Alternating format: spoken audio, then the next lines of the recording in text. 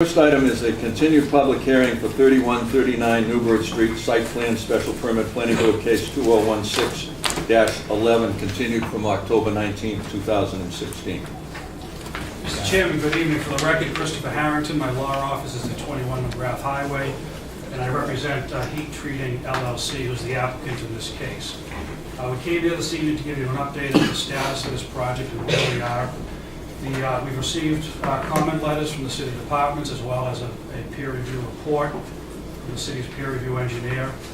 We've responded to all the comments in those letters and reports, revised the plans and revised the stormwater report and the traffic report to incorporate all of the suggestions and all the requirements that were given to us by the peer review engineer and the city departments. At the moment, we recently filed revised plans and revised reports. The city departments and the peer review engineer have not had time to review those revisions as of this evening, so there's no real expectation that the project is ready to move forward and go to a vote tonight. But we wanted to let you know where we were. The project has been reduced to 17 units. It was 82. So we have a 17-unit project. I'm sorry, 72. Oh. We have It's all set. it's even written right here. So The postmarks, right? it's a 72-unit building, 118 parking spaces, which is 10 more spaces than what's required by the ordinance. Our traffic engineer, Jack Gillen, prepared a full traffic report with traffic counts for Hancock Street and the intersection of Hancock and Newport Ave, and also the ramps for the Newport River Bridge. So that information has also been submitted. The most significant news, I think, is that our LSP, Mr. Baird, has been in touch with officers and officials at Mass DEP about the AUL, the status of the property, and cleaning up this site while the project is under construction. And he's had several discussions with them, and several very good positive discussions with them that he'll tell you about. It's our position, we stated this in October, that this project can be cleaned up while the building is under construction. The primary issue with the AUL that's presently on the site is that with an AUL, it prohibits certain uses on the property, and you can't have that use on the property until the site is remediated or the AUL is amended for the new use. So there's currently an AUL on the site that says it can't be used for residential purposes. Our position is that you granting a permit to build this building is not the change of use. The change of use doesn't occur until the building is finished and the applicant goes to the building department and applies for an occupancy certificate for a residential building. So today, we have an industrial building on the site that's not prohibited by the AUL. Assuming this is approved, we'll have a construction site on the property for at least a year and a half, and then residential occupancy. So our plan and our position is that we will have the site remediated or in compliance with DEP regulations by the time the building is ready to be occupied. Mr. Baird is here with me this evening. He's done some preliminary testing and has some updated information about the condition of this site compared to its condition the last time he was there, which was a few years ago. Thank you. My name is William Baird. I'm with Web Engineering Associates in Situate, Massachusetts. Before I hand out these drawings, I received the letter from the Board of Health to you. I then called Joanne Fagan, who is the director for brownfield sites in the Northeast region. This is a brownfield site. Just a little bit about brownfields. It was put in by the legislature about 20 years ago. And what brownfield says that if you did not create the contamination, but you now are responsible for the property, and you clean up the property to the S1 GW2 standards, which is the most stringent standards in the Commonwealth, you are entitled to a 50% tax rebate on the cost of the cleanup. That's the incentive to take basically, most cases, abandoned sites and that are contaminated, and then have an investor buy those sites and clean them up. We've done 3 or 4 brownfield sites in the last few years. I talked with Joanne Fagan. She was concerned about the Board of Health letter. I've talked to her twice. I sent her all the information that she asked for about this site. And she would like to have a meeting with the Board of Health and your director shortly after the first of the year, plus the potential owners of the property. So that's where we stand with the DEP at this time. She would really like to see this site cleaned up. She knows that it's currently in bankruptcy. The only way the site is going to get cleaned up is to have it be a brownfield site and have an investor take over and clean the site. When we were here last, I mentioned that we were going to go out. I presented to you the existing monitoring wells and the contamination that was present in those wells in 2013. We have since retested the wells, and I have the results of the resampling of the wells that are currently on the site.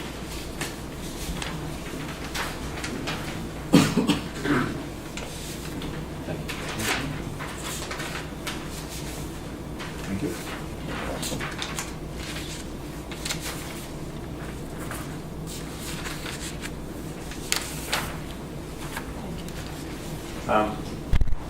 As you can see, that some of the wells, MW 14, 17, 9, and 6, are essentially not contaminated. The laboratory results came back non-detect. Non-detect doesn't mean that there's nothing there. It just means that it's below the ability of the laboratory to quantify what contamination would be present. We also talked about the fact that there was an indication that there were microbes active on the site, because I talked about cis-dichloroethylene. It's only created by bioremediation or microbial degradation. And that vinyl chloride is the last contaminant present as chlorinated sites degrade from perchloroethylene to trichloroethylene to cis-dichloroethylene and then vinyl chloride. So if you take a look at like MW19, which is up on the upper left-hand corner, at that time we had cis-dichloroethylene and vinyl chloride, and you can see that now the contamination is less than 1. So that's a good sign. And if you look at MW21, 13 and 8 to me are the same numbers. That site, that well has not changed any in the level of contamination. MW20 also had the dichloroethylene and vinyl chloride, and those levels of contamination are down considerably. In the center of the site, though, there's still contamination that is above the standard, and that's in the area where the AUL was filed. And so there's work to be done there to clean up that area and remove the AUL. The other wells, 13 and 7, you can see that those levels have gone down significantly. When you see EPH, and you see EPH with numbers behind it, EPH are heavy hydrocarbons. It starts at diesel fuel and goes to asphaltenes. So these are heavy hydrocarbons. They tend to hang around longer than the lighter fractions like gasoline and naphthalene, 2-oil. And so I'm presenting this to you to let you know that we have done some work out there. We're by no means finished. There's a lot more assessment to do. We need to put in deep wells, and we need to put in more wells. The more work we do in the site assessment, the better our cleanup will be. And that's what you need to know. And working with Joanne Fagan will have a lot of input into our work. And as an LSP, that's a great thing, because when you have the DEP looking over your shoulder, the opportunity for you to do something that could be criticized later just goes away. That's my presentation. Do you have any questions at all? Board members, any questions? I'm just, on behalf of the board, I'm just happy to hear that the willingness to sit down with EPA and the city and the applicant's representative. I just think that that's a good. Now, I understand it's a busy time of the year, but I would hope that that meeting could be held as soon as possible. She asked specifically that I make it after the first of the year. So my job tomorrow or Friday is to send her an email with dates and times that were available after the first. I deal with her, and she is going to deal with the city. She's then going to contact the city and set up the meeting. Most likely in this building, if there's a conference room that's available for all of us. I'm sure that the city will find a conference room somewhere in this building. Thank you. Thank you. Any other questions? Any more questions? No. I saw somebody raise their hand. Public want to speak? Ma'am, did you want to speak? Yeah, I thought you raised your hand. Okay. Sorry. Okay. I'm Brian. I'd like to speak about it. When Please this do. is all going on, Just identify yourself. I'm Brian Ridus, and I live at 28 Newbury Street, directly across the street from the heat treatment plant. And, you know, while all this cleanup is going on, like, we live there. There's 3 houses. Like, what danger is this to us? Is there any gonna be airborne or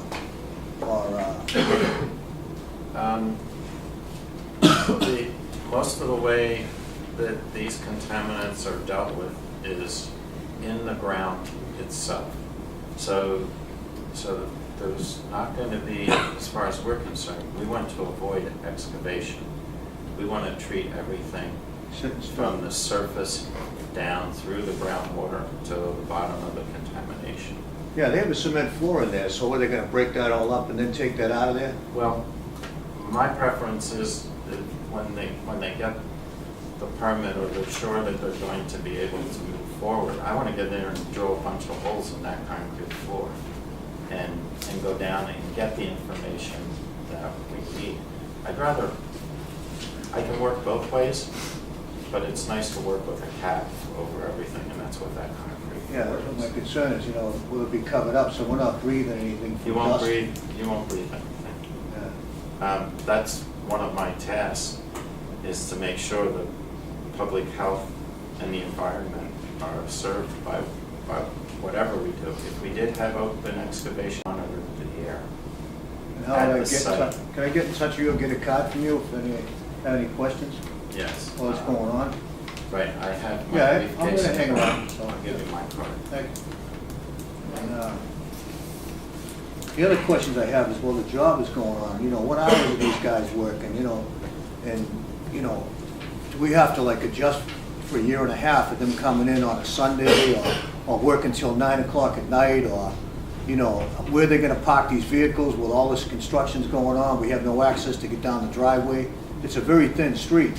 And so, while this is going on, we're gonna suffer down there with noise, with, you know, all the stuff that comes with this building going on down there. But, you know, it is progress, and, you know, I just want to be able to talk to people in the city and the people that are building this building, whenever any complaints need to be made, that we can adjust so that we're comfortable with you doing the project, And not, you know, I have tenants, there's people that live down there, there's kids, you know, families on both sides of me. And so we need, you know, somebody that we can talk to when all, you know, all of a sudden a big huge bulldozer shows up in the front of the house and starts pounding and windows start cracking. And, you know, the stuff that's gonna happen down there, this is a huge project.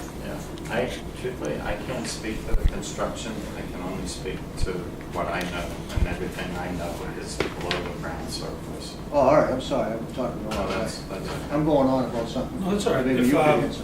If the planning board approves the project, there'll Yeah. be construction hours in the decision that will limit the times that we can work on the site. Yeah. And we will also meet with you and your neighbors. Nice. We can do it in the next few weeks if you're available. I know Christmas is right around the corner, it's not a good time to meet. Yeah. But we're willing to meet with you, with the owners of the project, to talk about construction schedule, where people will park, Yeah. what inconvenience you might have, and what Yeah. we can do to make it as little as possible. That's great, I haven't sat down with anybody, that'd be a great thing, then I can talk to my other neighbors. Sure. I talked to Declan and we had small conversations, but that's about it. Okay. But it'd be great to get your name and your number and talk Yeah, to you. so we need to have an in-depth conversation with Declan Yeah, and talk about specific issues. We're definitely willing to do that. yeah. All right, I just want to have a voice, you know, on what's going on and be able to adjust as we go along. We're living across from this monstrous project, but we're all in favor of it because it's a neighborhood that needed to be developed, and it'd be nice to see that industrial building gone, to see Lynn successful down there, and then to change our street. And, you know, I'm all about that, but just, it's gonna take a year and a half, and there's gonna be some bumps for us people across the street, but we need to be able to have a voice there to talk to it. Sure. And have, you know, something adjusted that, you know, that's bothering us. Yeah, I mean, the first portion of the construction is gonna be built, there's gonna be a lower level garage and a garage off of Newbury. Yeah. 2 levels of concrete Yeah, garage. one comes out on Newbury to back, I already know all that, and Right. I understand, I've been in the last meeting. And I, you know, I understand until the building's up, once you guys are working inside, we're not gonna be able to know you're there. Right. It's just the tear down and then the exterior of the building, Yeah. and that's the problem. you Yeah, know. I mean, Once you're inside, we'll be able to use the 2 levels of the garage for construction workers parking awesome, during the construction process. yeah, The garage will be high enough on the second floor for pickup trucks. But yeah. we'll talk to you about all Okay, that. thank you. Thank you. My answer's it. All set? Yeah, I'll talk to you. I'd also like to add, Jim Fatsy's the planning director. Hi, Jim, my pleasure, nice to meet you again. Pleasure. What we've done, again, the way this process has worked is there's a proposal, you heard what you heard at the last meeting. We took that information, we shared it with our site peer review, who had concerns, the health department had some concerns, so we engaged the proponents in dialogue. We called the EPA, excuse me, the DEP, as they did. There were conversations back and forth. We felt that the best way to manage this project would be, in fact, to have the DEP meet with us and the city engineers and the city health department, and also with the proponent, to sit down, discuss all these issues prior to anything going on here at the zoning board, excuse me, at the planning board. Subsequent to that, the zoning board is also going to participate in this project. They'll be looking at it. There, at all times, there will be an active monitoring of the site by city agencies, just as the reason this came about, because the health department got their information. We sat with also the building inspector, DPW, all different city groups, and then we also hire an outside engineering group to take a look at all of this. So that's why we're here today, having this conversation. So Pretty good, my every single piece of this plan will be before you and before the public. You'll know what the construction hours are. You'll know where the trucks are coming. You'll hear about how many trucks are coming. There'll be a construction plan. There'll be a level of comfort for the neighborhood to understand exactly what's going to happen. That's on us to keep an eye out on what's transpiring on the site. We do that on the citizens' behalf. So Thank you. anytime you have a question, in addition to speaking to the proponent, you feel free to give me a call or the planning department. We'll walk I'll you get through your each card step. after this. Okay, We absolutely. live in the greatest city in the USA, that's what I feel. That's right. I agree with you. Nothing better, that's why I live here, I love Quincy. Okay. I'm a lifetime resident. North Quincy High, 74. Sir? Yeah, hi, my name's Brendan Flynn from 28 Newbury Street. But the whole question is that, like, I mean, it's almost to me like an open ticket. They're coming through with things that aren't there yet. So when we do have an issue, or when we can't hear everything that's happening, where do we go from there? I mean, because this is where we have our voice now.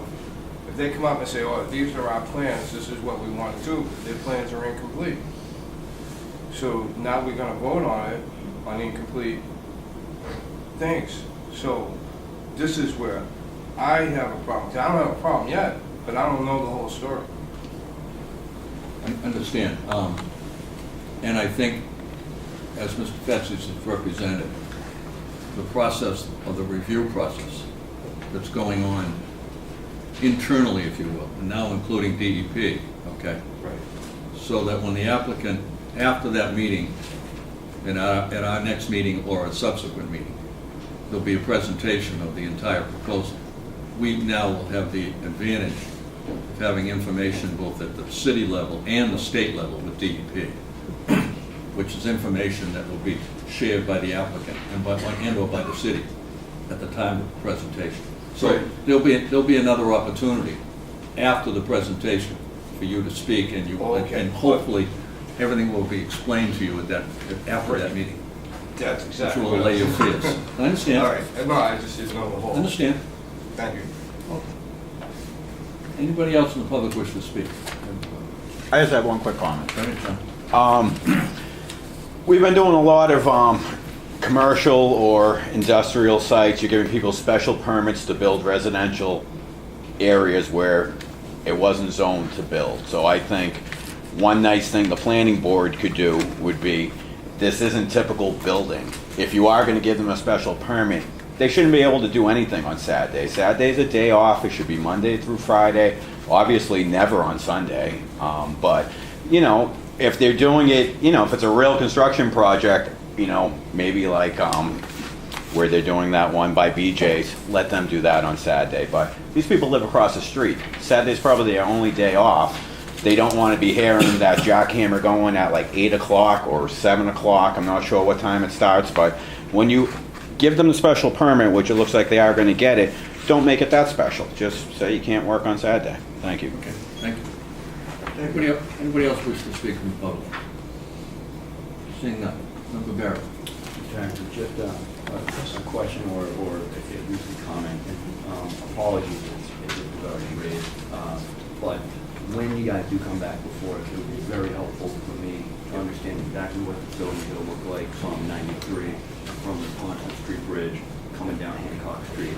This is, you know, obviously part of the gateway to the city, and from 93, it's gonna be very important to make sure that we understand what this building's gonna look like to people passing by. So if I could just put that on the, Yes, on the revised plans from Arthur Chu, he did add the adjacent buildings to give the perspective of what the building looks like next to the existing buildings. yeah. But he doesn't have a rendering of what it would look like if you were in the middle of the Napontet River Bridge. Yeah. And so I'll get on him to do that for you. Appreciate it. Thank you. Nice. Any other questions? Okay, so I'd ask for a motion to continue this to, I'd like to say to our meeting on the 11th of January, but I don't know how quickly things are going to happen, and that's why I asked Mr. Bear. We're going to do our best to have Okay. answers by the 11th of January. Okay, so I would ask the board to make a motion to continue this item to the 11th of January. Is there a second to the motion? Discussion, all those in favor? Thank you.